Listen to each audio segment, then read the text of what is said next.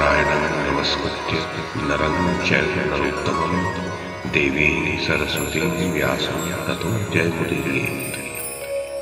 ओम नमो भगवते वासुदेवाय, ओम नमः पितामहाय, ओम नमः प्रजापतिभ्यः, ओम नमः कृष्णद्वैपायनाय, ओम नमः सर्वविघ्नविनायकेभ्यः।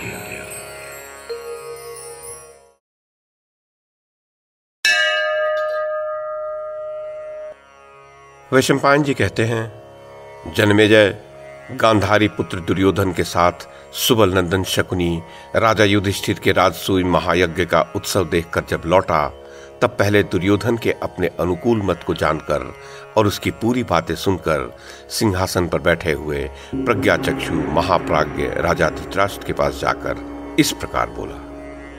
महाराज, दुर्योधन की कांति फीकी पड़ती जा रही है। वह सफेद और दुर्बल हो गया है। उसकी बड़ी दयनीय दशा है। वह निरंतर चिंता में डूबा रहता है। नरेश्वर, उसके मनोभाव को समझिए। उसे शत्रुओं की ओर से कोई असह्य कष्ट प्राप्त हुआ है। आप उसकी अच्छी तरह परीक्षा क्यों नहीं करते? दुर्योधन आपका ज्येष्ठ पुत्र है। उसके हृदय में महान शोक व्याप्त है। आप उसका पता क्यों नहीं लगाते? जन्मेजय तब धृतराष्ट्र दुर्योधन के पास जाकर बोले, पुत्र दुर्योधन, तुम्हारे दुख का कारण क्या है? सुना है तुम बड़े कष्ट में हो। कुरुनंदन, यदि मेरे सुनने योग्य हो तो वह बात मुझे बताओ। ये शकुनी कहता है कि तुम्हारी कांति फीकी पड़ गई है। तुम सफेद और दुर्बल हो गए हो, परंतु मैं बहुत सोचने पर भी तुम्हारे शोक का कोई कारण नहीं देखता। इस संपूर्ण महान ऐश्वर्य का भार तुम्हारे ही ऊपर है। तुम्हारे भाई और सुहृद कभी तुम्हारे प्रतिकूल आचरण नहीं करते। तुम बहुमूल्य वस्त्र ओढ़ते पहनते हो, बढ़िया विशुद्ध भात खाते हो और अच्छी जाति के घोड़े तुम्हारी सवारी में रहते हैं। फिर किस दुख से तुम सफेद और दुर्बल हो गए हो? बहुमूल्य शैयाएं, मन को प्रिय लगने वाली युवतियां, सभी ऋतुओं में लाभदायक भवन और इच्छानुसार सुख देने वाले विहार स्थान, देवताओं की भांति ये सभी वस्तुएं निसंदेह तुम्हारी वाणी द्वारा कहने मात्र से सुलभ है। मेरे दुर्धर्ष पुत्र, फिर तुम दीन की भांति क्यों शोक करते हो?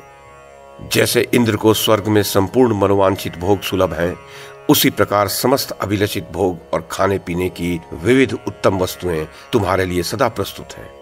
फिर तुम किस लिए शोक करते हो? तुमने कृपाचार्य से निरुक्त निगम, छंद, वेदों के 6 अंग, अर्थशास्त्र और 8 प्रकार के व्याकरण शास्त्रों का अध्ययन किया है। हलायुद्ध, कृपाचार्य और द्रोणाचार्य से तुमने अस्त्र विद्या सीखी है। पुत्र, तुम इस राज्य के स्वामी होकर इच्छानुसार सब वस्तुओं का उपभोग करते हो। सूत और मागध सदा तुम्हारी स्तुति करते रहते हैं। तुम्हारी बुद्धि की प्रखरता प्रसिद्ध है। तुम इस जगत में ज्येष्ठ पुत्र के लिए सुलभ समस्त राजोचित सुखों के भागी हो। फिर भी तुम्हें कैसी चिंता हो रही है?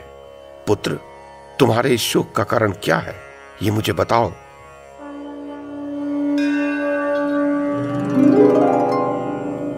वैशंपायन जी कहते हैं, जन्मेजय, पिता का यह कथन सुनकर क्रोध के वशीभूत हुए मूढ़ दुर्योधन ने उन्हें अपना विचार बताते हुए कहा, पिताजी, मैं अच्छा खाता पहनता तो हूं, परंतु कायरों की भांति मैं समय के परिवर्तन की प्रतीक्षा में रहकर अपने हृदय में भारी ईर्ष्या धारण करता हूं। जो शत्रुओं के प्रति अमर्ष रख उन्हें पराजित करके विश्राम लेता है और अपनी प्रजा को शत्रु जनित क्लेश से छुड़ाने की इच्छा रहता है, वही पुरुष कहलाता है। भारत संतोष, लक्ष्मी और अभिमान का नाश कर देता है। दया और भय ये दोनों भी वैसे ही हैं। इन संतोष आदि से युक्त मनुष्य कभी ऊंचा पद नहीं पा सकता। कुंती नंदन युधिष्ठिर की वह अत्यंत प्रकाशमान राजलक्ष्मी देखकर मुझे भोजन अच्छा नहीं लग रहा। वही मेरी कांति को नष्ट करने वाली है। शत्रुओं को बढ़ते और अपने को हीन दशा में जाते देख तथा युधिष्ठिर की उस अदृश्य लक्ष्मी पर भी प्रत्यक्ष की भांति दृष्टिपात करके मैं चिंतित हो उठा हूं। यही कारण है कि मेरी कांति फीकी पड़ गई है तथा मैं दीन, दुर्बल और सफेद हो गया हूं। राजा युधिष्ठिर अपने घर में बसने वाले 88 सहस्त्र स्नातकों का भरण पोषण करते हैं। उनमें से प्रत्येक की सेवा के लिए 30-30 दासियां प्रस्तुत रहती हैं। इसके सिवा युधिष्ठिर के महल में 10 सहस्त्र अन्य ब्राह्मण प्रतिदिन सोने की थालियों में भोजन करते हैं। काम्बोज राज ने काले, नीले और लाल रंग के कदली मृग के चर्म तथा अनेक बहुमूल्य कंबल युधिष्ठिर के लिए भेंट में भेजे थे। उन्हीं की भेजी हुई सैकड़ों हथनियां, सहस्त्र गाय और घोड़े तथा 30-30 सहस्त्र ऊंट और घोड़ियां वहां विचरती थीं। सभी राजा लोग भेंट लेकर युधिष्ठिर के भवन में एकत्र हुए थे। पृथ्वीपते, उस महान यज्ञ में भूपाल गण कुंती पुत्र युधिष्ठिर के लिए भांति भांति के बहुत से रत्न लाए थे। बुद्धिमान पांडु कुमार युधिष्ठिर के यज्ञ में धन की जैसी प्राप्ति हुई है, वैसी मैंने पहले कहीं न तो देखी है और न सुनी ही है। महाराज, शत्रु की वह अनंत धनराशि देखकर मैं चिंतित हो रहा हूं। मुझे चैन नहीं मिल रहा। ब्राह्मण लोग तथा हरी भरी खेती उपजाकर जीवन निर्वाह करने वाले और बहुत से गाय बैल रखने वाले वैश्य सैकड़ों दलों में इकट्ठे होकर 3 खर्व भेंट लेकर राजा के द्वार पर रोके हुए खड़े थे। वे सब लोग सोने के सुंदर कलश और इतना धन लेकर आए थे, तो भी वे सभी राजद्वार में प्रवेश नहीं कर पाते थे, अर्थात उनमें से कोई कोई ही प्रवेश कर पाते थे। देवांगनाएं इंद्र के लिए कलशों में जैसा मधु लिए रहती हैं, वैसा ही वरुण देवता का दिया हुआ और कांस के पात्र में रखा हुआ मधु समुद्र ने युधिष्ठिर के लिए उपहार में भेजा था। वहां छीके पर रखकर लाया हुआ 1 सहस्त्र स्वर्ण मुद्राओं का बना हुआ कलश रखा था, जिसमें अनेक प्रकार के रत्न चढ़े हुए थे। उस पात्र में स्थित समुद्र जल को उत्तम शंख में लेकर श्री कृष्ण ने युधिष्ठिर का अभिषेक किया। तात, वह सब देखकर मुझे ज्वर सा आ गया। भरत श्रेष्ठ, वैसे ही सुवर्ण कलशों को लेकर पांडव लोग जल लाने के लिए पूर्व, दक्षिण, पश्चिम समुद्र तक तो जाया करते थे, किंतु सुना जाता है कि उत्तर समुद्र के समीप, जहां पक्षियों के सिवा मनुष्य नहीं जा सकते, वहां भी जाकर अर्जुन अपार धन कर के रूप में वसूल कर लाए। युधिष्ठिर के राजसूय यज्ञ में एक अद्भुत बात और भी हुई थी, वो मैं बताता हूं, सुनिए। जब 1 लाख ब्राह्मणों को रसोई परोसती जाती, तब उसके लिए एक संकेत नियत किया गया था। प्रतिदिन लाख की संख्या पूरी होते ही बड़े जोर से शंख बजाया जाता था। भारत, ऐसा शंख वहां बार बार बजता था और मैं निरंतर उस शंख ध्वनि को सुना करता था। इससे मेरे शरीर में रोमांच हुआ आता था। महाराज, वहां यज्ञ देखने के लिए आए हुए बहुत से राजाओं द्वारा भरी हुई यज्ञ मंडप की बैठक ताराओं से व्याप्त हुए निर्मल आकाश की भांति शोभा पाती थी। जनेश्वर, बुद्धिमान पांडुनंदन युधिष्ठिर के उस यज्ञ में भूपालगण सब रत्नों की भेंट लेकर आए थे। राजा लोग वैश्यों की भांति ब्राह्मणों को भोजन परोसते थे। राजा युधिष्ठिर के पास जो लक्ष्मी है, वह देवराज इंद्र, यम, वरुण अथवा यक्षराज कुबेर के पास भी नहीं होगी। पांडुपुत्र युधिष्ठिर की उस उत्कृष्ट लक्ष्मी को देखकर मेरे हृदय में जलन पैदा हो गई है, अतः मुझे क्षण भर भी शांति नहीं मिल रही। पांडवों का ऐश्वर्य यदि मुझे नहीं प्राप्त हुआ तो मेरे मन को शांति नहीं मिलेगी। या तो मैं बाणों द्वारा रणभूमि में उपस्थित होकर शत्रुओं की संपत्ति पर अधिकार प्राप्त करूंगा, या शत्रुओं द्वारा मारा जाकर संग्राम में सदा के लिए सो जाऊंगा। परंतु ऐसी स्थिति में मेरे इस जीवन का क्या लाभ? पांडव दिनों दिन बढ़ रहे हैं और हमारी उन्नति रुक गई है। जन्मेजय, शकुनी ने दुर्योधन से पुनः कहा, सत्य पराक्रमी दुर्योधन, तुमने पांडुपुत्र युधिष्ठिर के यहाँ जो अनुपम लक्ष्मी देखी है, उसकी प्राप्ति का उपाय मुझसे सुनो। भारत, मैं इस भूमंडल में द्युत विद्या का विशेष जानकार हूं। द्युत क्रीड़ा का मर्म जानता हूं। दाव लगाने का भी मुझे ज्ञान है और पासे फेंकने की कला का भी मैं विशेषज्ञ हूं। कुंती नंदन, युधिष्ठिर को द्युत बहुत प्रिय है, परंतु वे उसे खेलना जानते नहीं हैं। द्युत अथवा युद्ध किसी भी उद्देश्य से यदि उन्हें बुलाया जाए तो वे अवश्य पधारेंगे। प्रभो, मैं छल करके युधिष्ठिर को निश्चय ही जीत लूंगा और उनकी उस दिव्य समृद्धि को यहां मंगा लूंगा। अतः तुम उन्हें बुलाओ।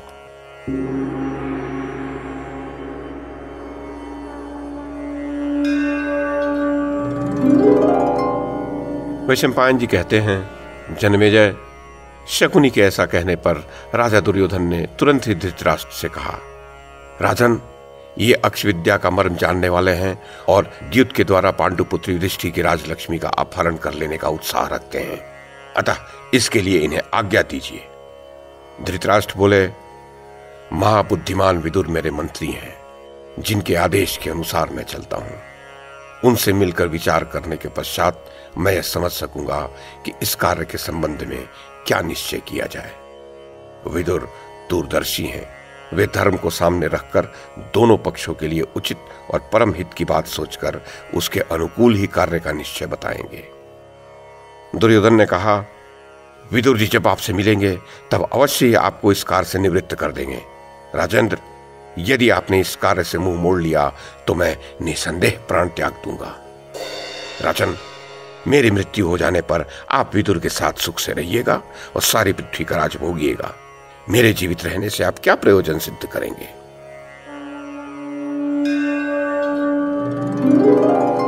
वैशंपायन जी कहते हैं, जन्मेजय, अपने पुत्र का यह प्रेमपूर्ण आर्त वचन सुनकर राजा धृतराष्ट्र दुर्योधन के मत में आ गए और सेवकों से इस प्रकार बोले, बहुत से शिल्पी लगकर एक परम सुंदर दर्शनीय एवं विशाल सभा भवन का शीघ्र निर्माण करें। उसमें 100 द्वार हों और 1,000 खंभे लगे हुए हों। फिर सब देशों से बढ़ई बुलाकर उस सभा भवन के खंभों और दीवारों में रत्न चढ़वा दिए जाएं। इस प्रकार वह सुंदर एवं सुसज्जित सभा भवन जब सुखपूर्वक प्रवेश के योग्य हो जाए तब धीरे से मेरे पास आकर इसकी सूचना दें। महाराज जन्मेजय, दुर्योधन की शांति के लिए ऐसा निश्चय करके राजा धृतराष्ट्र ने विदुर के पास दूत भेजा। विदुर से पूछे बिना उनका कोई भी निश्चय नहीं होता था। द्यूत के दोषों को जानते हुए भी वे पुत्र स्नेह से उसकी ओर आकृष्ट हो गए थे। बुद्धिमान विदुर कलह के द्वार रूप द्यूत का अवसर उपस्थित हुआ सुनकर और विनाश का मुख प्रकट हुआ जान धृतराष्ट्र के पास दौड़े हुए आए। विदुर ने अपने श्रेष्ठ भ्राता महामना धृतराष्ट्र के पास जाकर उनके चरणों में मस्तक रखकर प्रणाम किया और कहा, राजन, मैं आपके इस निश्चय को पसंद नहीं करता।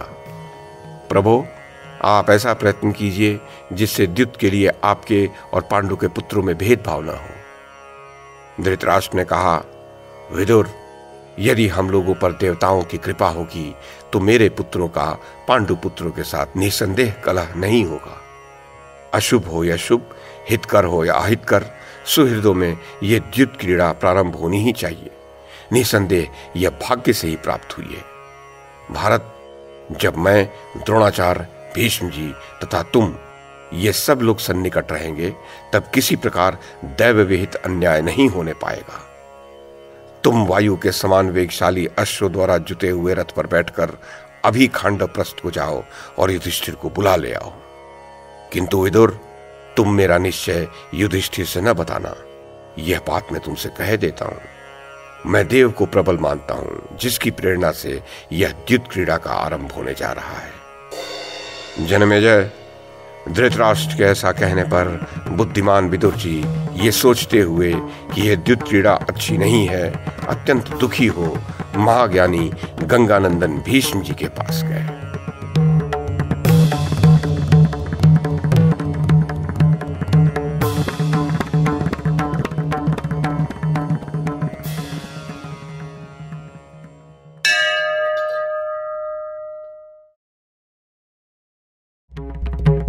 YouTube के माध्यम से महाभारत की कथा को एक श्रृंखला के रूप में प्रस्तुत करने का हमारा ये प्रयास यदि आपको सराहनीय लगा हो तो कृपया इस कड़ी को लाइक और शेयर करें, चैनल को सब्सक्राइब करें और बेल आइकन को दबाएं। साथ में अन्य लोगों को भी देखने के लिए प्रेरित करें। धन्यवाद और नमस्कार।